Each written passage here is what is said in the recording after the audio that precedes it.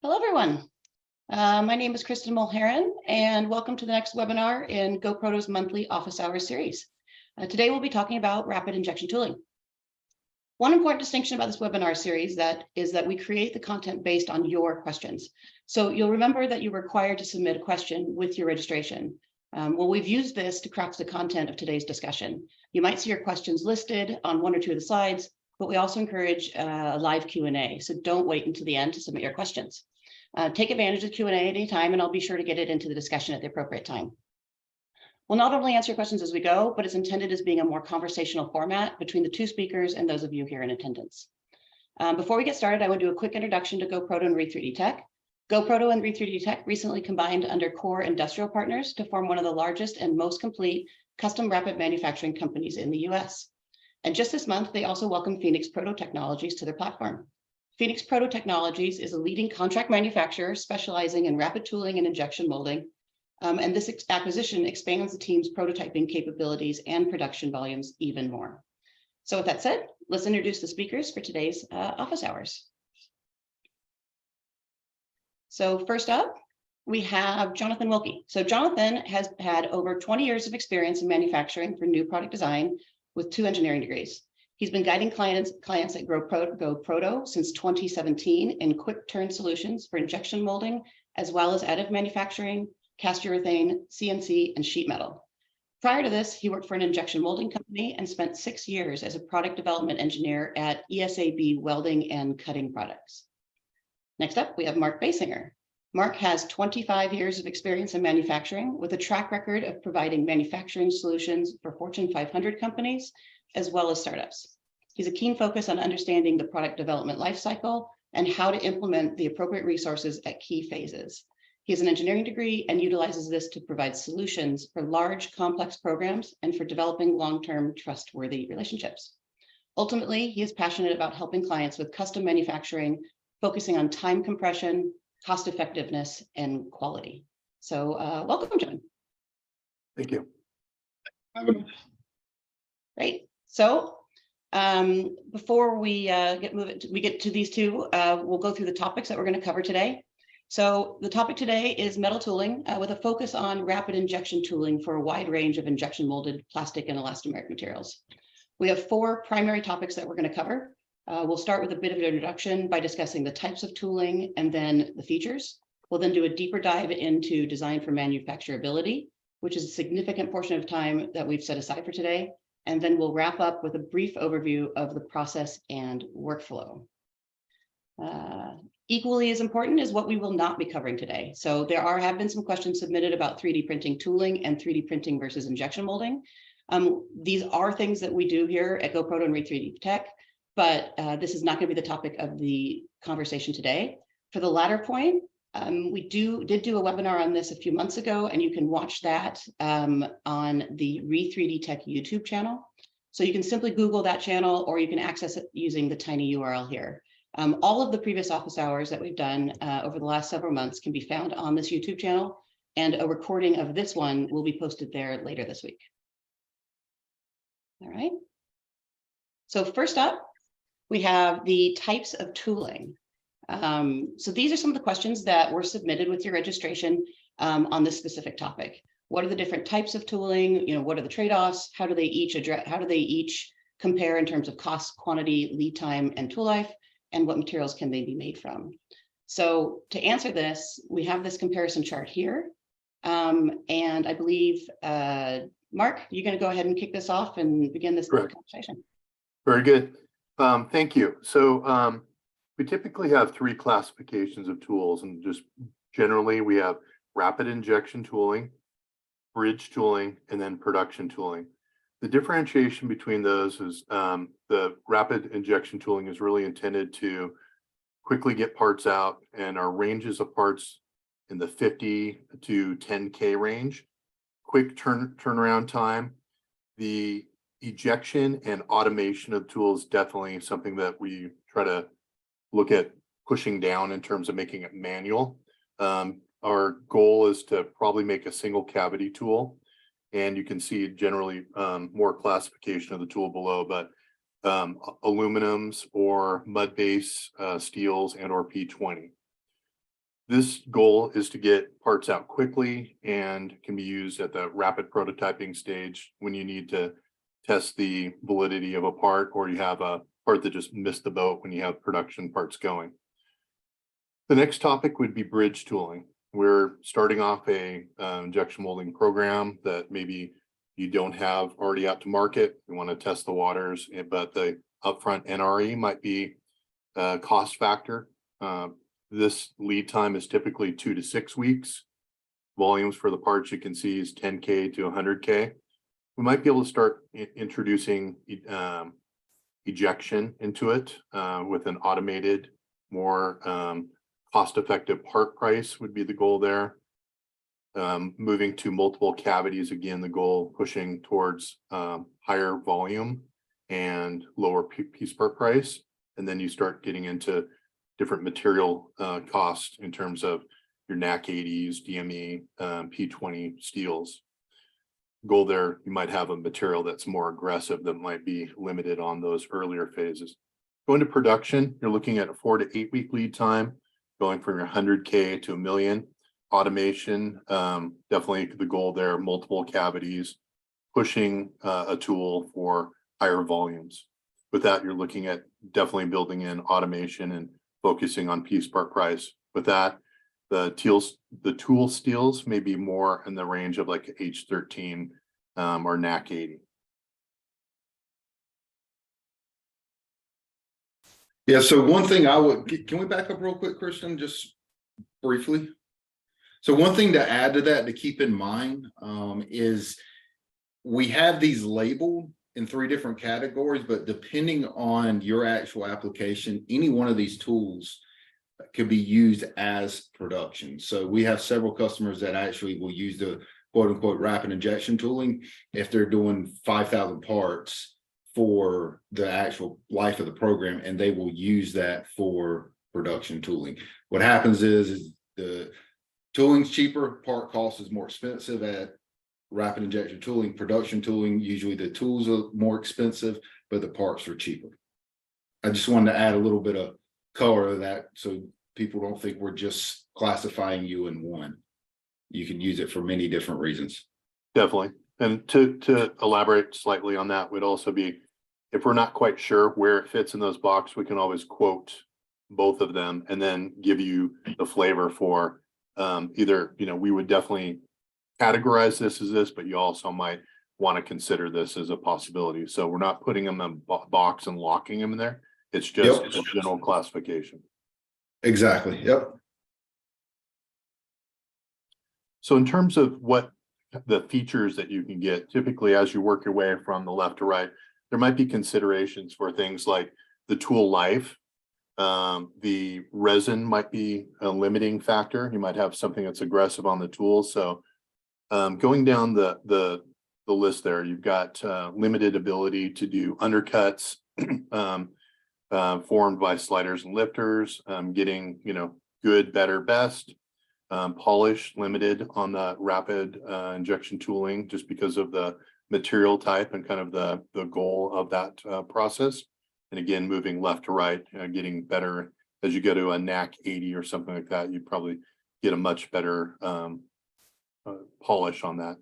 Texture and tool modifiable and so forth, except for maybe aluminum for the rapid injection tooling might be a consideration for the modifiable.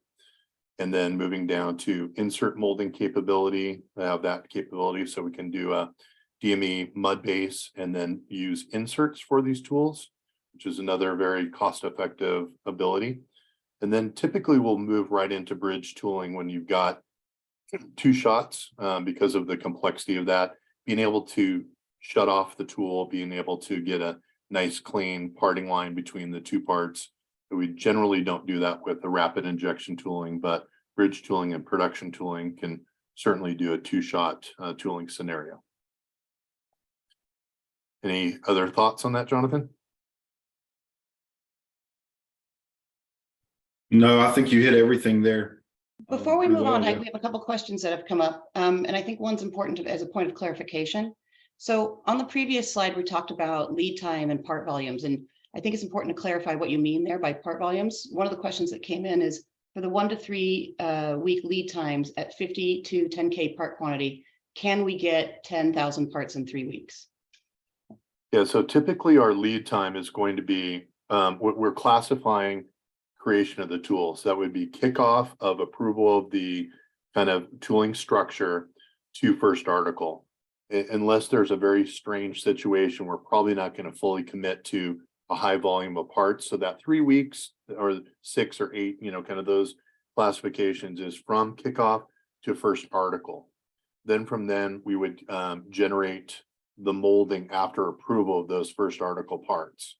So the lead time, it really is defined by the tool construction and some limited production.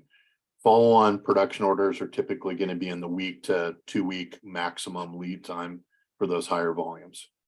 And But conceivably, well, yes, you could get 10,000 parts in 3 weeks, depending on if the tool is just a straight open shut tool and it's a simple tool, then yes, we could do that.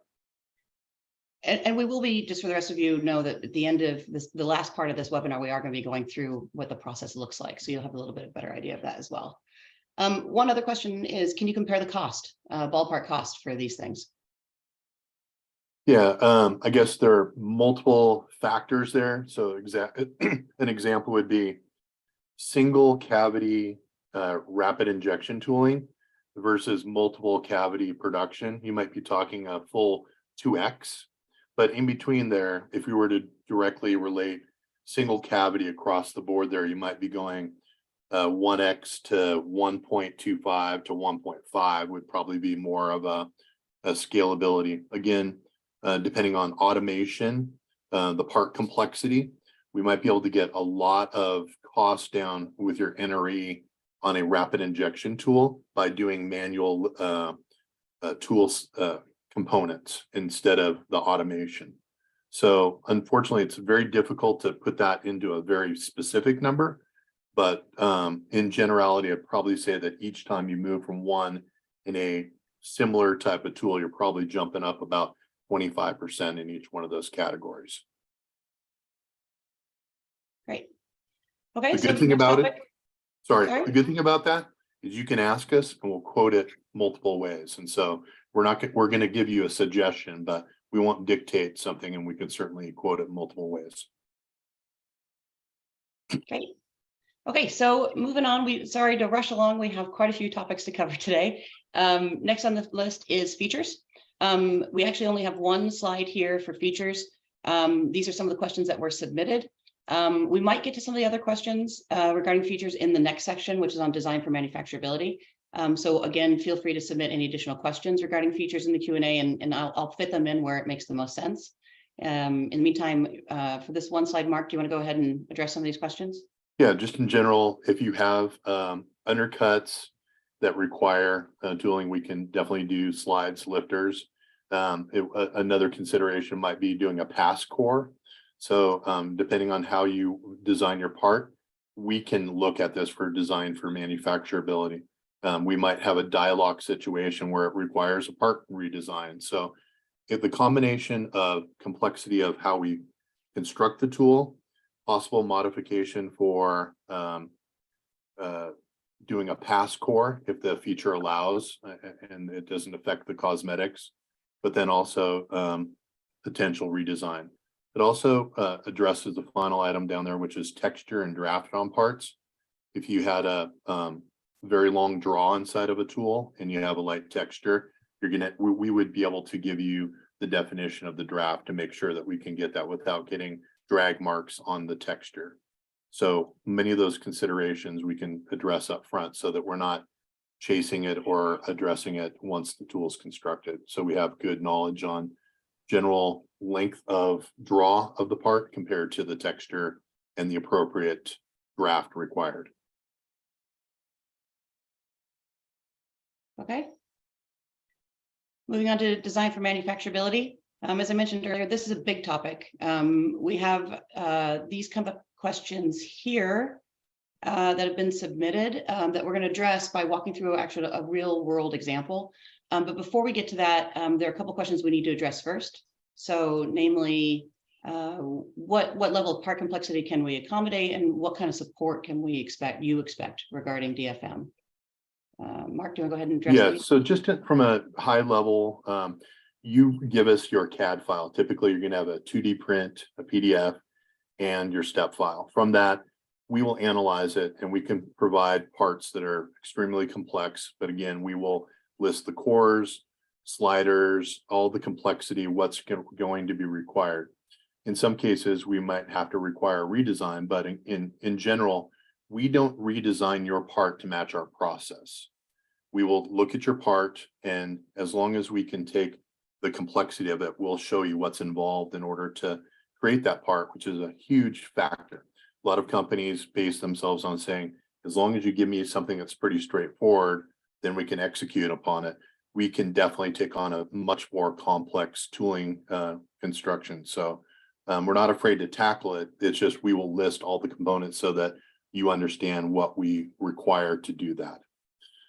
This type of support initially, without going into huge depth, and we'll touch on this later, is kind of a parting, we call it a PEG, parting line, ejection, and gating. So in general, we're going to give you feedback on how the tools can be constructed with some general layout of that tool construction. And if we need to go more elaborate, we also do provide a full mold flow analysis. But in general, we focus on parting line, ejection, and gating. Okay, so one question that also came in is there's some lack of clarity apparently on some of the terminology such as undercuts. I think that we will be addressing some of that here in the design for manufacturability section. And so if we don't, then come back and ask that question again, because we will get to it. I think there's also a mention of cost. So if you guys can, as you're going through this section, if there's any comments you can make regarding cost, be sure to address that. Another question is, instead of a PDF 2D drawing, can you work with MBD? I'm not familiar with that. As long as it's graphically represented. So essentially, the PDF is just a generic terminology that I use to say a 2D drawing that gives us the material, texture, the resin, all the specific items that you can't capture in a 3D model. So I'm assuming that format would be something that would convey things that you don't put into your 3D model. So I would say yes, without knowing specifically what that is. But as long as we can convey dimensions and materials and so forth, it's just the conveyance of things that you can't capture in a 3D.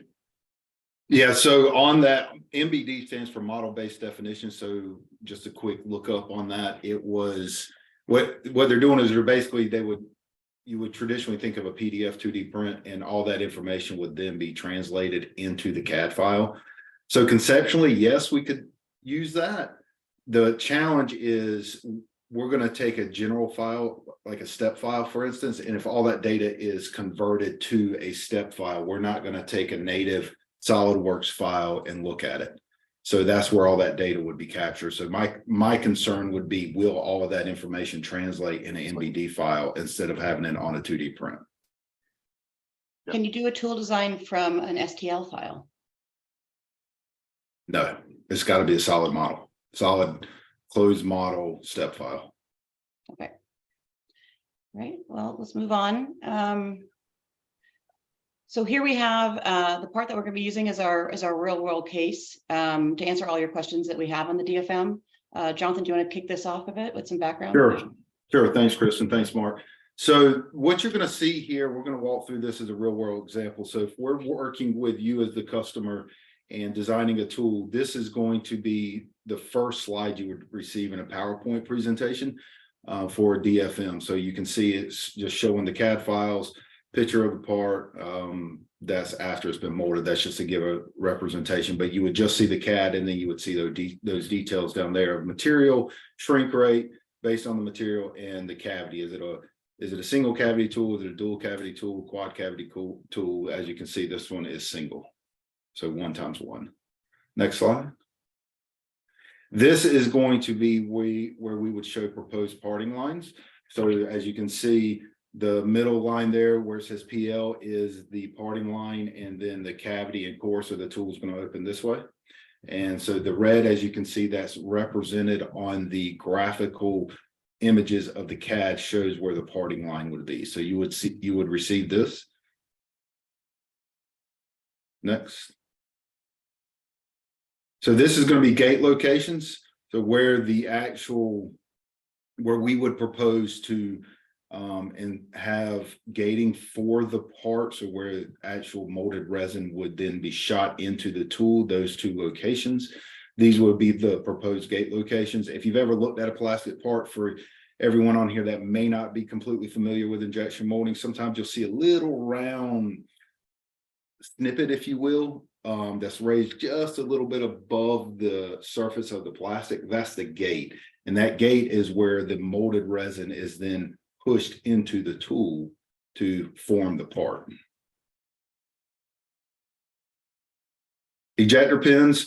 This is where we would propose putting ejector pins. So you would have a little witness line for circle, or could be a rectangle depending on the shape of the ejector pin. And these ejector pins are exactly what the name implies. They eject the part out of the tool. So you have to have these to push the part out of the tool. One of the main things to keep in mind if you were to look at a proposal from us and working with us on an injection molding project for gating and ejector pins, is cosmetic surfaces. You want to make sure that these ejector pins or the gating is not on a cosmetic surface. And if they are, then you just come back to us and let us know, and we'll see if 9 times out of 10, we can adjust where the gate is located, where the ejector pins are located, to accommodate for cosmetic surfaces. This is showing a color map of how much draft there should be based on the design of the part and the thickness of the walls. So if you don't have enough draft, then you can't open the tool, and then the tool is a die lock, is what we call it in the industry, and you can't get the part out of the tool. So we would send you this to say, this is part of the DFM, of course, to say we're checking draft here. The green sections look good. The blue sections are not, the red sections are not. And then we would have some back and forth with you on the draft situation there based on the design of the part and the wall thickness. Okay, before we get too far, I just want to make sure everyone, if you have any questions on design for manufacturing, make sure you submit them in the Q&A, and because we do have time to address those as we go through. This is a material thickness analysis, another color map here that shows where there are thick sections in the part. So if you have with molding parts and hot plastic resin, as you shoot the plastic into the tool, and it sits there and it molds and it flows into the tool and then cools. Depending on the sections, the wall sections and the wall thickness, they can cool at different rates. So you can have what's called sink marks. So the thicker the walls, then the more chance you'll have of sink marks, and then the part won't look good, or it could cause some dimensional inaccuracy. So what we're doing here is we're checking wall thickness, and then if there are areas of concern, we would call that out to you and ask, can you thin the wall out a little bit here, thin this section out, so that we don't have an issue of sink when we mold the part. Okay, we got a question on the previous slide. Is this similar to draft analysis in SolidWorks? I think so, but I'm not 100% certain, because I'm not familiar with that add-on in SolidWorks. I've never used it before, so I'm not 100% certain, but I think they're all probably based on the same type of technology and information.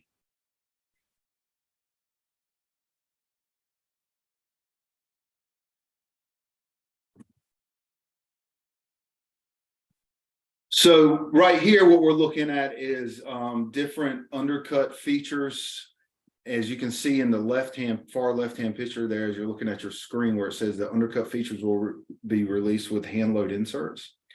So what this means is, once again, if you think back to the slide of the different classifications of tooling, where we have rapid injection tooling, bridge, and production tooling, this is where that really comes into play. So a high volume production tool where they're going to run millions of parts off of it, they would make these undercut features, they would put action in the tool. So the tool will automatically open and then the part would shoot out of the tool.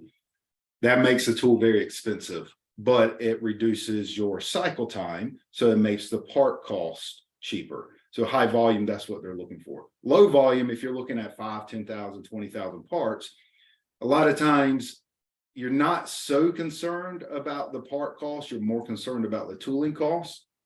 So this is where we would add in hand-loaded inserts. So basically it's a puzzle piece. You would pull the part out of the tool, and within that part would be that one portion of the tool that was still attached to the part to make that particular feature. The operator would pull that piece of the tool out, stick it back into the tool, and then run the next cycle to make the part. So this is what this is showing here, is we would do hand load inserts and asking the customer if that's okay. Once again, it depends on your application. And I think you just touched it there on the end, but just to point out as well, that these questions or these comments that you see on these slides, they are all from the real feedback that was given on these parts. And so this is the kind of meant to be a representation of what you could expect to see in terms of, okay, you submit your part, and this is the kind of feedback that you would get from GoProto. Mark, you're on mute, buddy. I'm glad you said that, because that is clear that this questions to the customer title here is important to know that this is the type of dialogue that we would be having with you.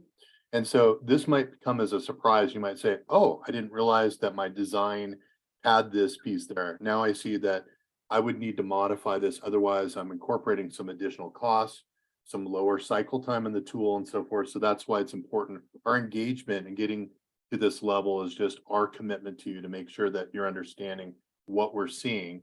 And it might be a discovery, or it might be, yeah, I know there's an undercut. I designed that. So it's just a good type of communication to make sure that we're capturing all the complexity of the tool.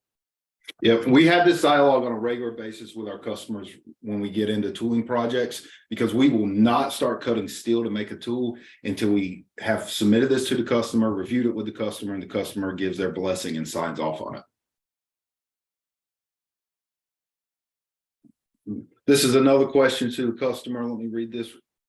Oh yeah, so we're just asking here, would it be possible to add an additional degree, 1 degree of draft to help with removing the part from the tool? Because if not, there could be some drag marks, as you can see on the right-hand side. If you don't add that 1 degree draft, it might be a challenge to remove the part from the tool. So once again, the dialogue back and forth, are you okay with that 1 degree draft there? Sometimes that might be an issue. This is a part that holds, it's a chassis that holds a lot of other parts. And so it could be a tight fit. So that extra 1 degree draft may not work for you in your particular application. We've had customers ask us many times, can you mold parts with 0 degree draft or as very little bit of draft as possible? And no, you really can't do 0 degree draft. There are some cases where you can, but it's a challenge. So once again, it's just a back and forth dialogue here to make sure that, is it okay to add that 1 degree draft there for that particular part and that feature? So Jonathan, we did touch on draft on an earlier slide, but there's a question here as well too. I think we need to maybe define exactly what exactly is draft for those of you out there that don't know, aren't experts on this topic. Yeah, sure. So when you have a tool, you think about the core and cavity. I don't think we have a good slide to show it. But you got a core and cavity. So you have steel coming down or aluminum coming down, doing this number. And what will happen is if you don't have enough draft, and Mark, you can chime in if you can think of a better way to explain it. If you don't have enough draft and the wall is perfectly vertical and it doesn't have any type of lean to it or any type of angle to it, then the tool is going to lock and you won't be able to open the tool. And then you won't be able to get the part out of the tool. So the whole point of the draft is so you can remove the part out of the tool. And it also, there's been instances where you can do 0 degree draft, but it's a very, very challenging process and it's all geometry dependent. The other thing with not having draft, if you did go perfectly vertical, then you'll have what's called drag marks where the steel will create these marks when you're trying to pull the part off the steel, and it'll basically put lines on the part, for lack of a better term, drag marks on the part that will cause issues and potentially could cause some problems on a cosmetic surface. Yeah, so that's a good capture, as well as if you think about texture. If you have this surface and you're saying, I don't want any draft on it, and you have texture, that texture, every single time you've got some type of a bubble that's coming off of that texture to form that, it's going to scrape across that. So the more coarse and the more pronounced your texture is, the larger the draft needs to be in order to make sure that it pulls free from that surface. So And does not, just, yeah.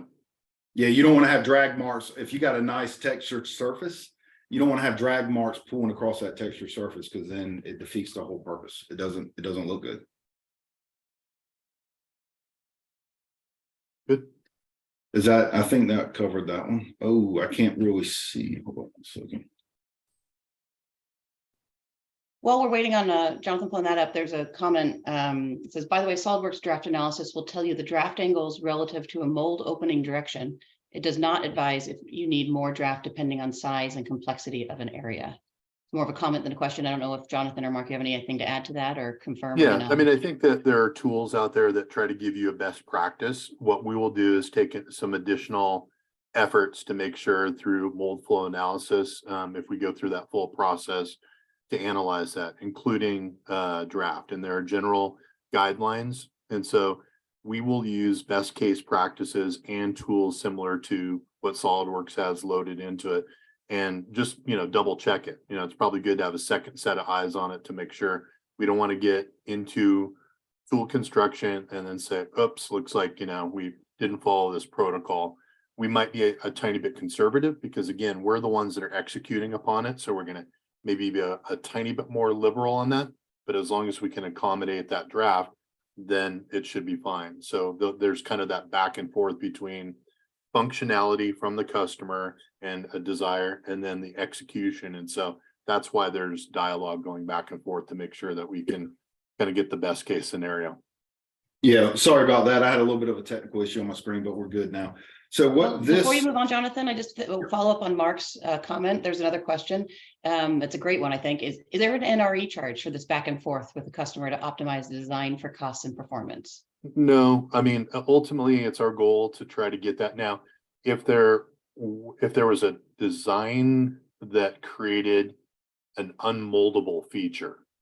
So if we have a design and we look at it and we do our best to execute upon it, then we might have some discussions about what we would need to do next. Sometimes you're just literally cornered by something, and then we would have to analyze that with the partner. Now, going back and forth just to say like, hey, look, we're going to try to get this amount of draft, and then if we need to creep up on it, that's just part of the handshake to make sure that we get good parts out of the tool. But as long as we address it up front, provide the suggestion, and we handshake, then it's our obligation to move forward on that. Well, we don't typically go through this process either until we've received a purchase order from a customer to move forward with the tooling. So all of this back and forth on the DFM is part of that whole quoting process and is included in the cost. So there's not an extra cost, but sometimes we'll do this up front before a PO is received, just for particular application reasons, whatever it may be. But majority of the time, we do not go to this extent until we receive a purchase order to move forward on the project. Okay, so we still, I don't think I've addressed this question here. This another question to the customer example. Jonathan or Mark, did you want to address it? Yeah, so this is showing there might be some, so it says mold flow shows overall warpage of 1.44 millimeters. So what this is saying is there might be some minor deformation on those particular walls where those arrows are pointing to. And it's just calling that out, calling it to your attention to say, is this okay? If it's not okay, then we may have to go back and look at doing some design changes to help reduce that deformation once the parts are molded. So again, dialogue would be, do this, adding ribs, stiffening it up, maybe even having some gates between the parts so that there's flow that keeps it locked, and then we trim those gates. So there's a lot of ways to address it, but again, we want to make sure that we're doing our diligence to address these things up front so that just any of those considerations are taken into account.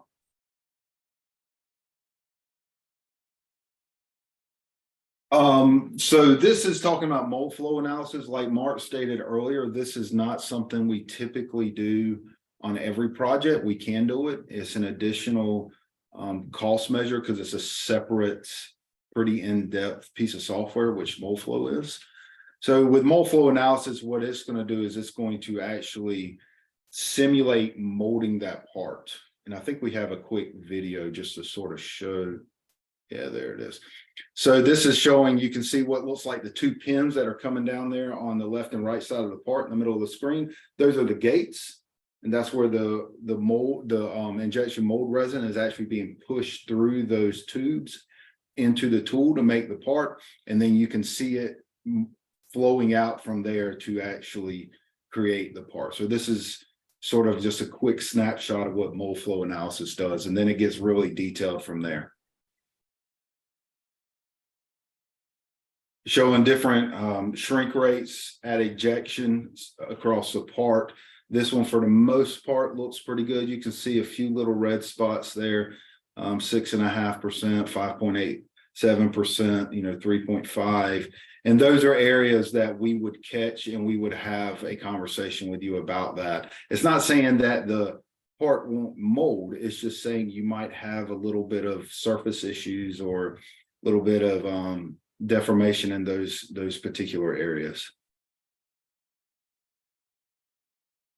This is showing distribution of weld lines. So what happens is in a tool, from a technical standpoint, you have the gate coming in and then it shoots the molten resin into the tool, and then it moves around in the tool to form the shape of the part.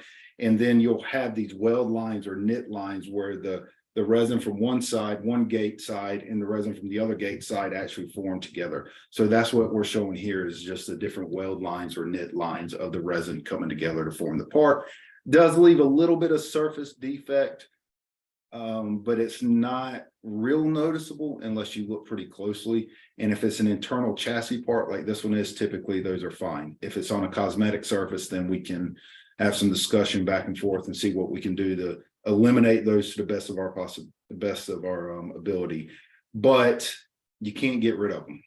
It's just physics. You can't get rid of them. So there's some tricks we can do, but for the most part, they don't really cause too many issues. Just showing different areas where there might be some sink marks. Once again, going back to the DFM slide earlier that we were talking about, where there were thick wall sections, and can we reduce some of that thickness? There might be a few sink marks here and there.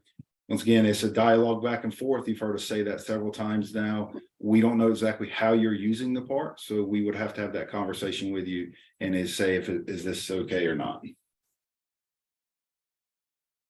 Showing overall warpage here. For the most part, this particular part from a warping standpoint looks pretty good. You can see some red areas right there at the front, that little L-shaped bracket. And it might be okay. It would be a dialogue depending on the application, but this is just calling it to your attention to say there's a chance this will probably happen. And then this is just a quick table overview of showing basically everything we ran through on the mold flow analysis. Fill time, so that's basically your cycle time to fill out the tool. Maximum injection pressure, so pressure basically at the gate that it takes to mold the parts and to shoot the resin into the tool. Clamping force, so once you have the core and cavity, two sides. Once you shoot resin into it, naturally going to try to force it open. The clamping force is the kind of pressure it takes, so 14.5 tons, to keep that tool shut during the molding process. Flow front temperature, I know enough about tooling to be dangerous, but I don't know a ton, so I'm not exactly sure how that goes into play there. That'd be more for a tooling engineer. Volumetric shrinkage, that's showing the overall potential shrinkage of the part. The 9.32 will probably be specific areas where there's thick walls. And then the Z-axis deformation is just showing the overall potential deformation in that particular axis. One question came in is, do we need to consider the venting of the mold? Yes, it depends on the application. I mean, if we're doing a high volume tool where we're making a standalone tool, then yes, that comes into play. The prototyping tools and the bridge tooling, a lot of times we can do core and cavity insert. So basically what we're doing is we're just making a insert that goes into a standalone base, and all of those venting features and stuff are already incorporated into the base. So that's something that we would take into account, not you as a design engineer would need to take into account. If you're interested, we can give you that information, but that's not something you need to design for per se. Okay, any other questions on design for manufacturability? There's a couple questions here that I'm going to get to when we get to the next section. So I don't think I've forgotten about you. Same thing to you, Douglas. We're going to get to it. All right. So up last, we have the process and workflow. Specifically, what is the overview of the process and what should you expect? There's a couple questions here just for you to Mark and Jonathan to consider. Is we back to kind of a clarification of the earlier point. So until the metal tool is not modified, changes are free. As soon as the tool is cut, all changes come with extra cost. That was a question for clarification. Another one is, do you also run samples for customer approval of the tool and adjustments to the tool design? I think if you could answer those questions as we go along in this next section, that might be helpful. Sure. Thank you.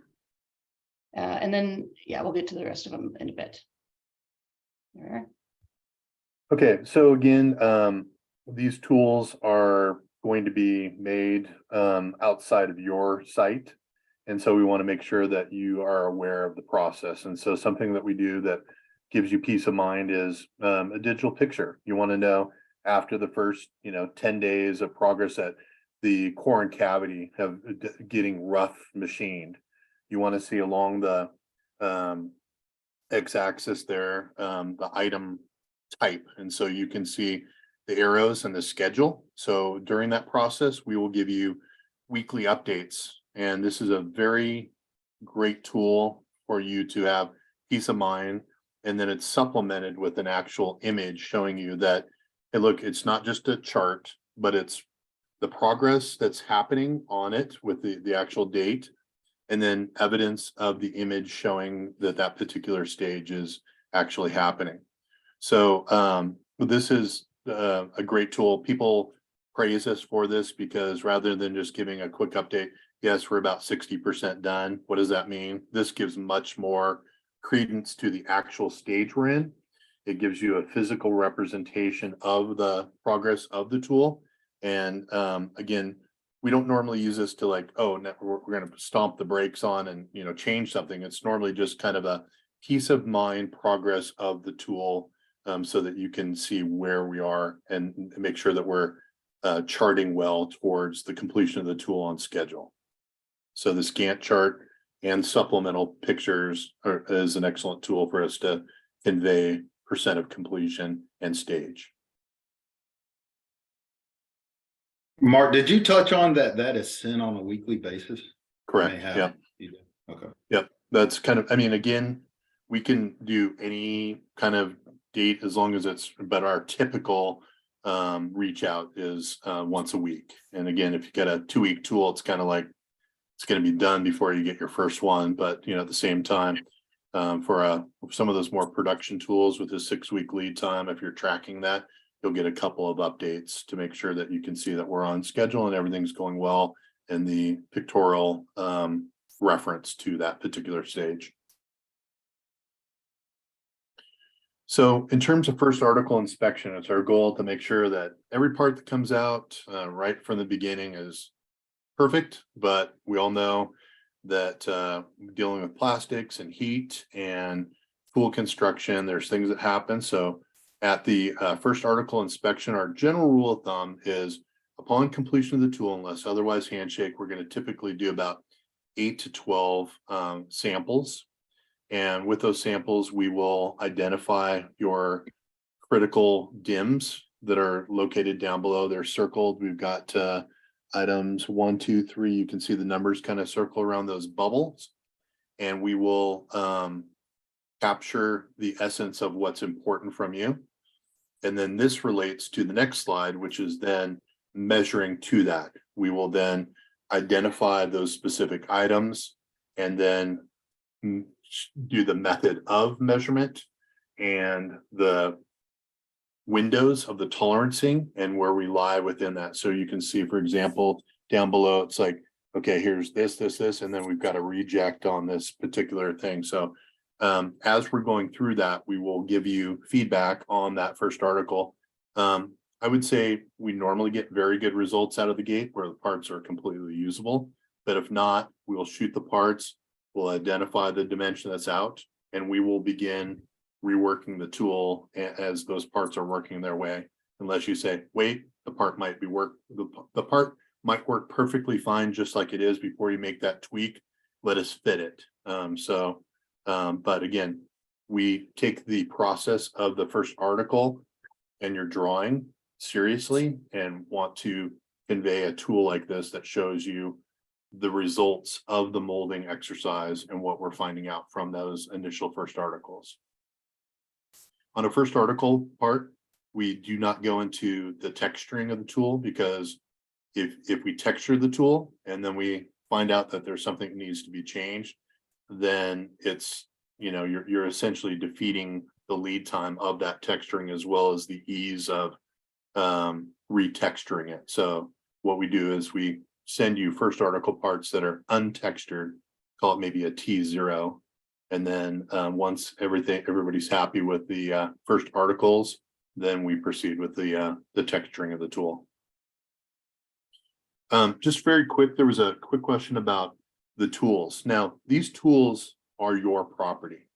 So when you construct these tools, our typical structure is one that is for non-export. We will run them on our equipment, but they are your property. You own these tools. Do we have domestic? So we have some owned. So typically like the rapid injection tooling, we can do those directly under our roof. We also have a very strong captive partnership. So some are done with partners. The tools are guaranteed for the life that is on the quote. So if the tool gets halfway through the guaranteed handshake and something happens, we will repair or replace the tool. If you need to take possession of the tool, we just need to make sure you understand that typically the tools are constructed in a fashion to run on our molds, and they aren't automatically going to just be picked up and dropped onto another piece of molding equipment and work flawlessly, because we might use non-DME standard componentry and or know exactly what pressure you're going to put it on, but we would definitely cooperate with transferring of tools should that be a desire at some point in time. But again, these tools are your property. We will run them on our equipment, and we can talk about all the different scenarios for export tooling and so forth. Anything to add there, Jonathan? No, I think you touched on it from a tooling only ownership property. Okay, so we have a bunch of additional questions here. Now's your time to add in any additional questions. Well, I'm gonna move it to the next slide just so you have these guys' information. If you do want to reach out to them for additional questions if and when we run out of time, you can link with them there using those QR codes. But in the meantime, one question is, do you perform ultrasonic welding of plastic parts? Yes, definitely. Do it all the time. You gotta do some design work on the horn. So there's a little bit of NRE charge and tooling charge for the ultrasonic welder based on the geometry of the part. But yes, ultrasonic welding parts, plastic parts, do it all the time and no problem. Okay. As well as driving inserts, both part to part, Yes. as well as driving hardware into the part with ultrasound, heating the parts in and or bonding them. So there is a question about the role of inserts in this process. Do you have anything additional to add on that topic? So inserts, threaded inserts, we can mold them in potentially, depending on the design, or we can do it after the molding process where you heat stake them. You essentially take a soldering iron and you put the insert on the end of the soldering iron, you heat up the insert, and when the part comes out of the tool and it's still a little warm, then we heat stake them in there, press them down in there, and then the resin molds around the insert. So we can look at both options. So you typically the way that it's handled is a customer would call out a different locations on the print or the MBD, if you will, will call out the insert spec and exactly where the location needs to be for. So yes, we can do that. I think it also folds kind of into the tool construction where we're saying RIT versus bridge tooling versus production. Yes. In a production point. scenario, there might be more of a goal to do the ultrasonic or something that's going to automate that process with the horn and all that. You're looking at producing large volumes. And so you want to pull the manual labor element side of it out, where if you say our product is going to be 5,000 for the entire life of the project, you don't want to have those NREs rolled in. So something that is more heat stake, hand set up type of scenario might be more desirable, but we can address it all the way across that gamut. Good point. All right, couple other questions regarding tolerance. How do you control and measure surface profile tolerances? Yeah, that is, well, it's going to be measured with a profilometer at the end. And then I don't know a ton about it. We can find out for you, but a lot of time that is all controlled by the tooling design, which in the tooling design, is based off the design of the geometry. So that's going to be more of a technical in-depth question with our project engineers and molding engineers, which we're more than happy to have with you. And if any of the dimensions are out of tolerance on the first article inspection, is there a cost to fix the rejected dimensions? Are the initial tolerances at the project start reviewed by GoProto in the DFM process? You want to take that one, Mark? Yeah, I mean, I guess we have a contract with you to create a part.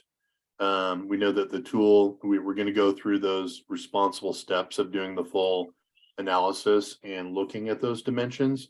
As we go through, it will be our obligation to modify the tool to create the dimensions as requested. Up front, we should be analyzing those. So if you say plus or minus a dimension that's very tight, we might have a handshake or something that's like, we are going to try to creep up on this, and here's what our game plan is. So the upfront game plan and the execution will be on our shoulders, but in some cases we may have to push back and or have a partnership about something that is a result that may be difficult to achieve.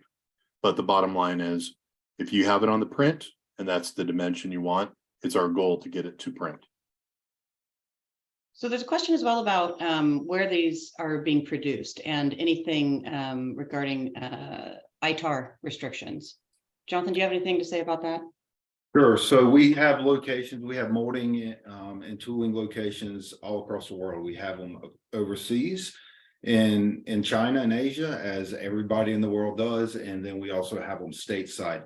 So depending on what your program requirements are, if they are ITAR or export controlled, then we can keep it stateside. And we have a specific team that has gone through the ITAR protocol and is certified to work with ITAR projects, and their eyes and their eyes only will see those particular projects. If it doesn't matter and you're not really concerned about it, say it's more of a consumer product type application, then we'll send that overseas. So it all depends on your application, once again, on how we handle that, but we do have locations in the US and overseas. Okay. What about lead times regarding the materials, the molding resin? The concern is being that that might be a lot greater than lead time for the tooling. Yeah, that's a great question. It's something that surprised me earlier in my career, where it's like, how could acquiring resin be longer than the construction of the tool? But it's happened before.